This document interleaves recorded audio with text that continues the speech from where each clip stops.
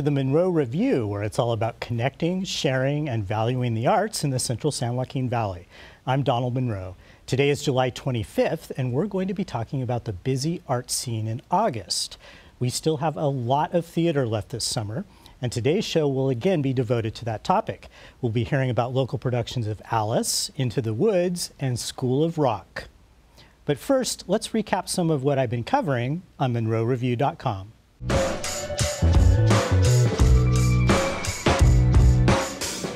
On the website, you'll be able to find previews of many of the summer shows. For StageWorks Fresno's Urinetown, which continues through August 5th, I talked with Jeff Lusk and Elisa Benitez, who play Officer Lockstock and Little Sally, respectively. This satirical musical comedy imagines a world of drought so severe that people have to pay to pee. And if they don't, they get carted off to Urinetown. In our interview, we talk about taking shorter showers, the excesses of capitalism, too much exposition in Broadway shows, and the time that Jeff Lusk ended up pretending he was a fountain in his front yard. You'll have to read my piece to get the whole story on that. Also still playing is Good Company's Proof at the Second Space Theater. It continues through August 12th. In my review, I was mixed on this production in terms of acting and directing, but it's an extremely well-written play, and I encourage you to see this version, especially if you've never seen Proof before. Lots of other theater content as well. I wrote an in-depth preview of Selma Arts Center's ambitious production of Bring It On, which included a mandatory 2-week cheerleader camp for all the actors. It's amazing what they put their bodies through. That show is closed, as has the Reedley Opera House production of Memphis the Musical and the Children's Musical Theater production of Once on This Island. You can find reviews for all three on MonroeReview.com. In non-theater news, the Fresno Art Museum in July opened its new round of summer-fall exhibitions. I attended the opening reception, and it was exciting to see such a large and enthusiastic crowd on hand for a lineup that includes the highlight exhibition featuring master weaver Kay Sekamachi. She's the museum's Distinguished Woman Artist for 2018. You can read my preview of the opening for details on all 5 exhibitions. Now, let's welcome my first guests. Katie Hale and CJ Dion are part of a wacky new original play titled Alice, which opens August 2nd. Welcome, and thank you for being on the show. Thank you for having us. So Alice is kind of a contemporary retelling of the famous Alice in Wonderland tale. Yes. How did this project come about? Well, it kind of came about, it was one of Dakota's ideas. He really wanted to do kind of an interesting adult sort of twist on a children's story. And we kind of thought, what better to do that with than Alice, because of all like the psycho effects and the subliminal eat me, drink me stuff. So it just kind of lent itself naturally to the project, and then we just kind of put it up on its feet and we're going to perform it. So CJ, tell us, what do you play in this show? What's your main character? My big character would be the Queen of Hearts. Okay. So we can already tell that this show's a little bit on the wacky side. I thought Dakota was messing with me when he, I said, so what do you want me to do in this? He's like, the Queen of Hearts, duh, you're a linebacker. And so we thought that was funny, and we kind of went with that, and then there was other characters that developed throughout the thing, and we decided to make the Tweedles their pikeys. I don't know if you've seen the movie Snatch, that really highlights what that group of people are in Europe, and so it's really funny seeing the Tweedles be that kind of aggressive with Alice. So it's lots of contemporary references. Now you mentioned Dakota, so this is by Dakota Simpson, who well-known local actor. So he wrote this and directed it. Is that the case? And he's in it. And he's in it. Okay. Yep. Okay. Can't stop him. And what was your role? I am the choreographer. And I'm the artistic director for Outdustrial Theater. Okay. And you also play a part in the show. And who do you play? I am the Cheshire Cat, and I am also the March Hare. Okay. Okay. And my favorite, I like other things. Tiger Lily. And the Tiger Lily, yes. Yes. So I understand that this is going to be at a very interesting venue. Yes, it will be. Where is this show going to be performed? This show is going to be at my own personal residence in my backyard, which is lovely and very large. And it is located over kind of by Roosevelt High School, so First and Tulare are my main cross streets. And the address, there is an event on Facebook. If you type in Alice at Outdustrial, it should take you straight there. So what have you done then to your backyard to transform it into a theater space? We constructed a set. There's a giant like what would be a proscenium, but it's covered in broken glass, and then there's things that like wheel in and out, and the audience becomes the jury at the trial, and things like that. So the entire idea was to have it kind of be this like ragtag traveling show type feel. So it's very like pieced together in terms of set. Okay. But I think it pays off. It in your looks backyard pretty cool. aids to that because half of it's in some cement, and then it works. So tell me about Outdustrial. Is this your second? This is our third production. Okay. This is pretty much our biggest full-fledged production to date. Our first production, as you know, was Ass for the Rogue Festival, and then our second production was I did a very small immersive theater project of Edward Albee's At Home at the Zoo. Oh, okay. I missed that. I'm sorry. I love Edward Albee. It was not advertised very well. That was definitely my bad. But it was really fun. It was more for us than anything else, and I just wanted to carry on the tradition of Outdustrial being a place where young artists in Fresno and the Central Valley can come and create and play and produce, all with no strings attached, no judgment. It's a safe space for art. So the show opens August 2nd. It only plays a couple of performances? It's only a few performances. So it's only Thursday night, August 2nd, Friday night, August 3rd, Saturday night, August 4th, and Sunday night, August 5th. All curtains are at 8:30, and if you come early, there will be tea. So CJ, tell me about the tea. I guess it's going to be it's kind of like, it's almost like if you think of the way that you view Alice and the way that starts off, and the Disney movie kind of highlighted that, where Alice had this life of where she was, and it was prim and proper, and she was not about that. Well, the actors, we're starting as like a troupe, so we're going to be the waiters, and then it's going to kind of evolve into that. So you're up close and personal. So as the audience is coming in, they're sat, whether you want to or not. Right, right. And so what's the best place to find out more information? It's on the Facebook? It's on the Facebook page. Yep. Well, great. Thanks for being with us. I think this sounds really exciting, and it's fun to be able to highlight something that's kind of interesting and it's a very special new and project, different. yes. Yeah, absolutely. When we return, Sarah Price from Good Company Players Into the Woods will join us for a very special interview.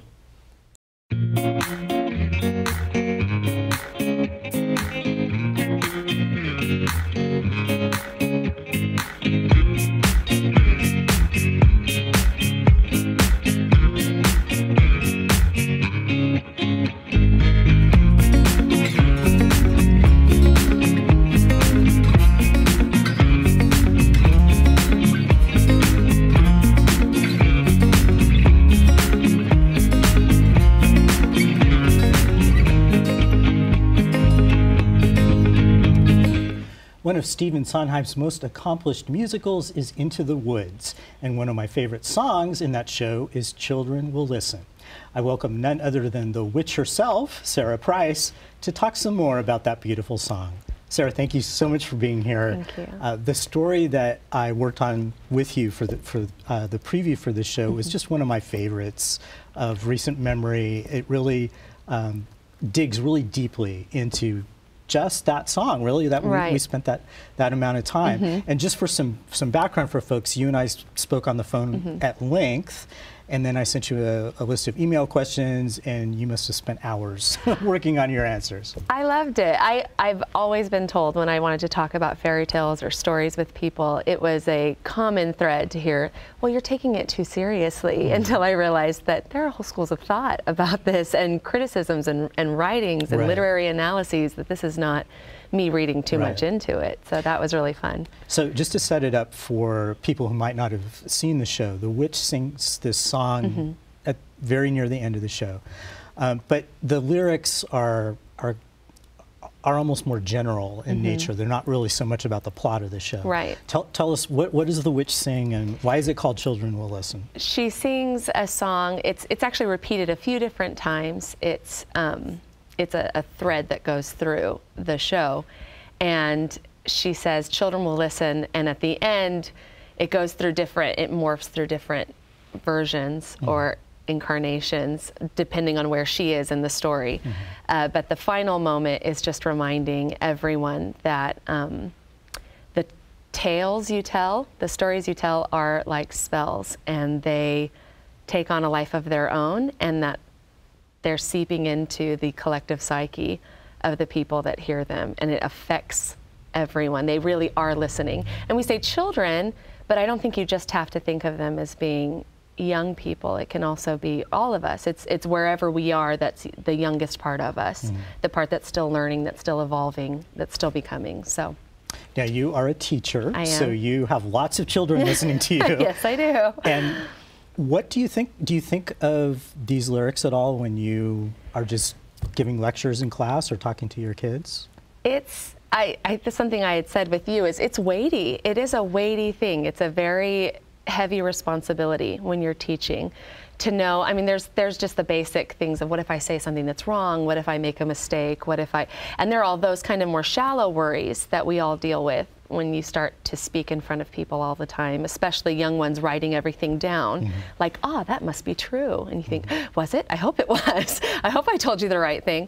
But on a deeper level, it's realizing that you're introducing them to life in a lot of ways, and that's a mixed bag. It's both very fun and terrifying and a little risky. Now, one of the things we talked about is the idea that fairy tales in our society have been sort of sanitized. You could call it the whole Disney Disneyfication. Disneyfication. But you feel that those fairy tales need to be told in the original way.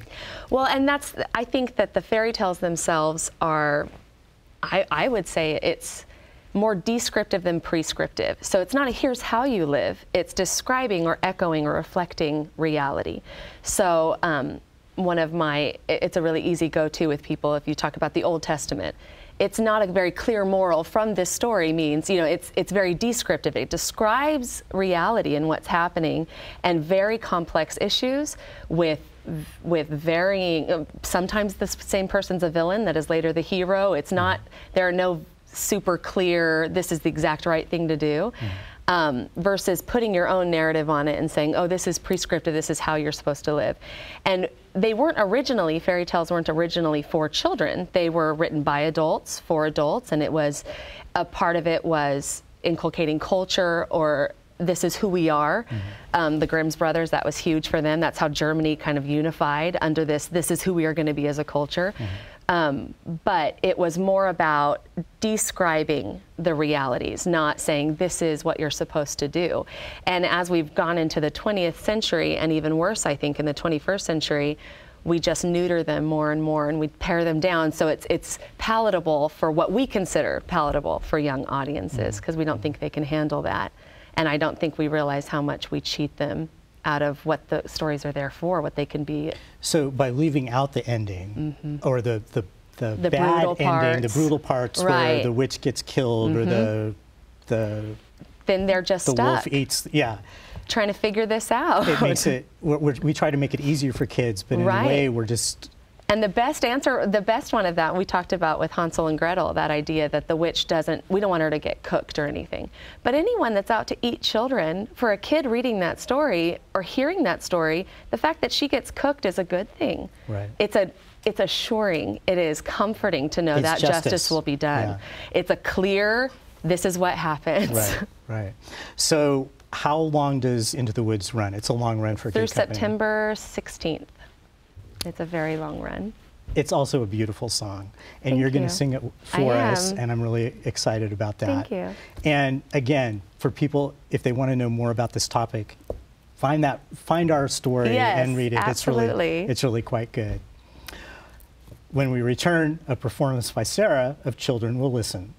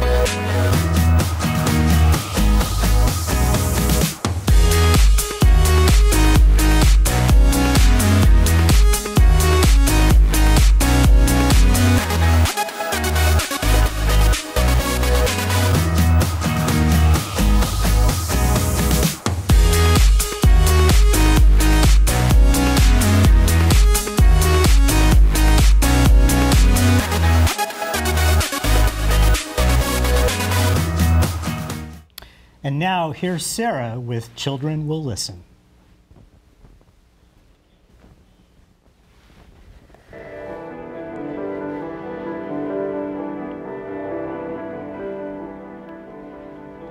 Careful the things you say, children will listen.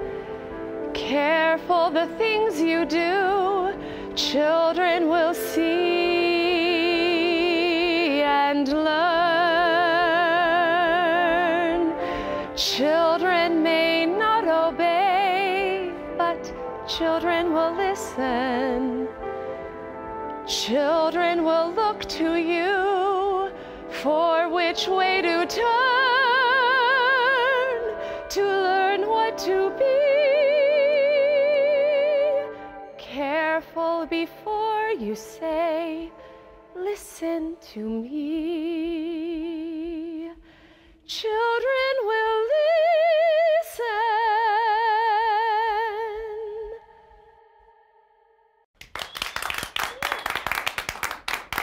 Thank you so much for an excerpt from that song. When we return, an interview with Adrian Oseguera and Olivia Hayes from School of Rock.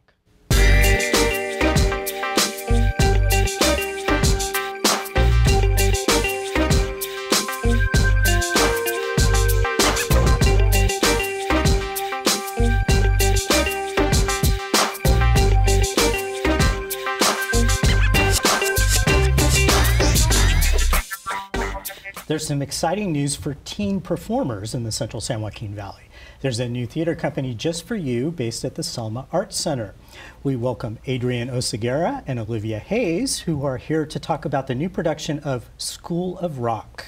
Thank you for being here. Thank you. Glad to be here. So Adrian, let's start with you. This is a new company that you have decided to start. The Selma Arts Center's decided to start. Why did you feel there was a need for a teen company? Well, kind of rewinding just a little bit, I have a niece who's in the performing arts as well, and she loves theater.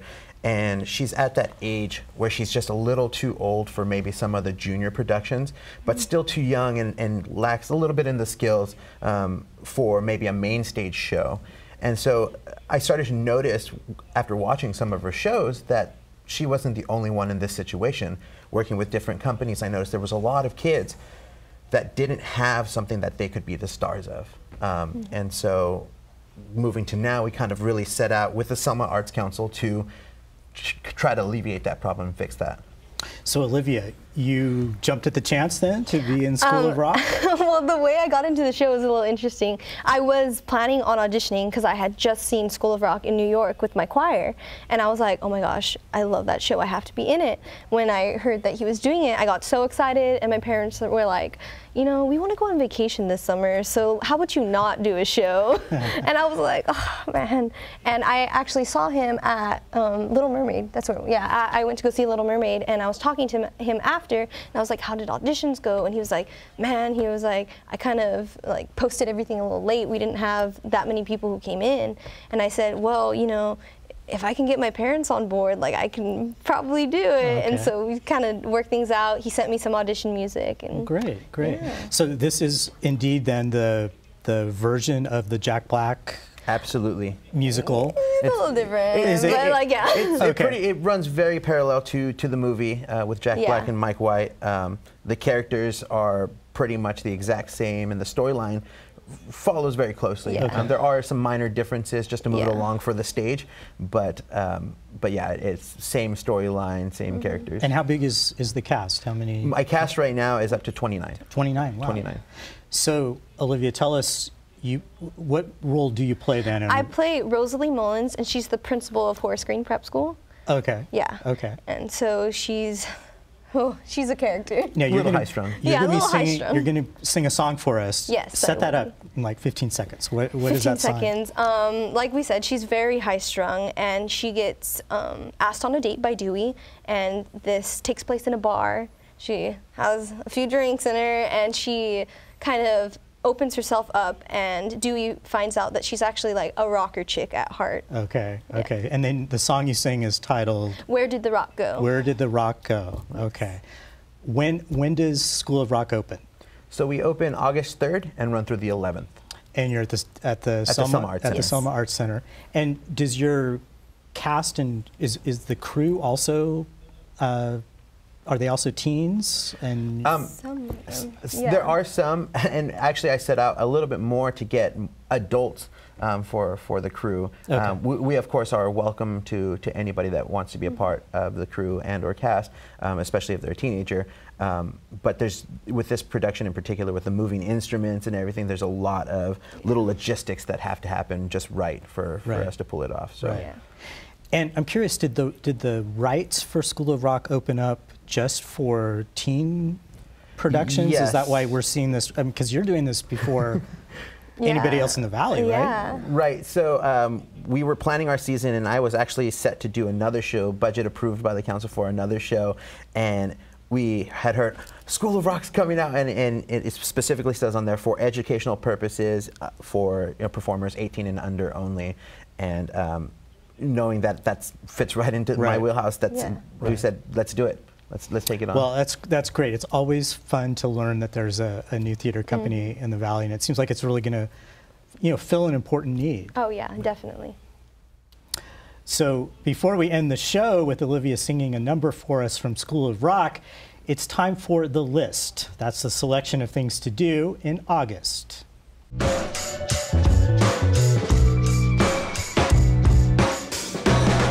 Woodward Shakespeare Festival opens its second production of the season, Much Ado About Nothing. Remember, no matter how hot it is in Fresno, by 8 p.m. it cools down at Woodward Park by the river, I promise. The show opens August 2nd. At the Second Space Theater, Good Company Players opens the much-loved Steel Magnolias on August 16th.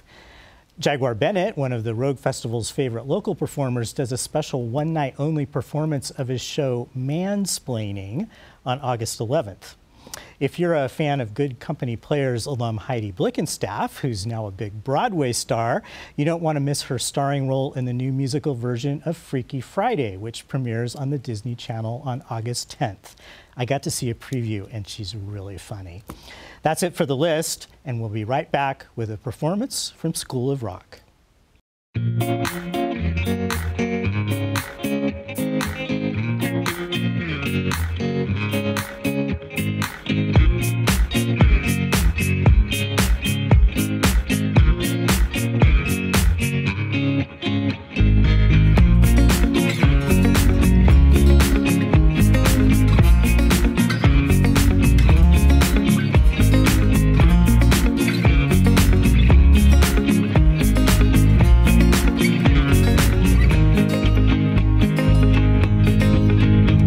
Now a performance by Olivia Hayes of the song Where Did the Rock Go? From the Selma Arts Center production of School of Rock.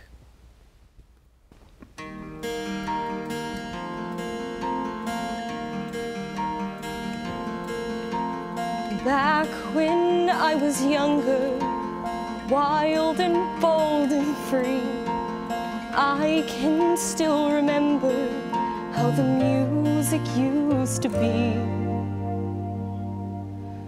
Chords like rolling thunder, loud beyond control. Every note and lyric branded right across my soul. Where did the rock go? Where's the rush of those electric guitars? Where are all those voices raised in heaven, blazing down like shooting stars? Tell me, where is the passion? Where's the rattle and the roar and the buzz? Where did last year's one-hit wonders go to? And what happened to the girl I was? Somehow I got older, year by busy year. Guess the songs kept playing, but I didn't stop to hear all all that youth and swagger turned to grown-up doubt as the world spun like a record and the music faded out. Where did the rock go? Where's the pounding of the drums in my veins? When did all the static fill the airwaves? When it's gone, then what remains? Tell me, where did the time go? Where's the joy I used to know way back when? Where's the power and the beauty and the frenzy and the rapture? Where's the magic of the moments only rock could ever capture? Now the only thing I'm hearing are the echoes disappearing.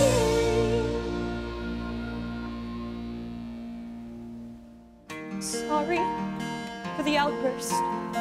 Please, I'll be okay. Let's keep this our secret. Who'd believe it anyway? We'll pretend it never happened.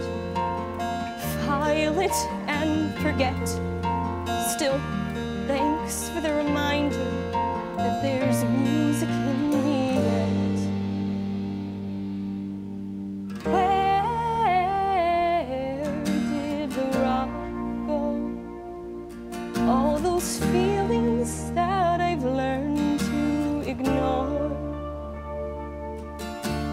If you flip the record and start over, does it sound the way it did before? Where did the rock go?